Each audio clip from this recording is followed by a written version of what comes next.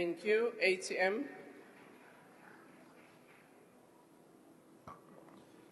Namhlanje ndiphakame egameni le-ATM ukunqwenelela omama benkonzo yabapostile abali-12 kuKristu, umthandazo omhle wokuvula eBizana.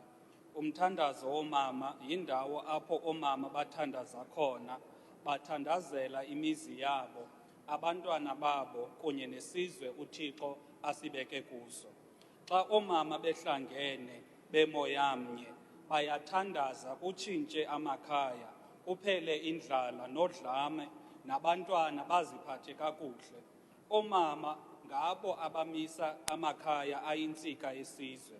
Eli lizwe lineengxaki ezidinga omama abakwazi ukuzincama, bashiye izinto zabo nemizi yabo, bayothandaza kuThixo ophilayo, uMpostile Oyintloko. Siyazi umthandazo womama uyamchukumisa uThixo. Kwangexesha lengcinezelo, omama babengalali bethandazela eli lizwe. Omama bayakwazi ukuthandaza kume nemigodi.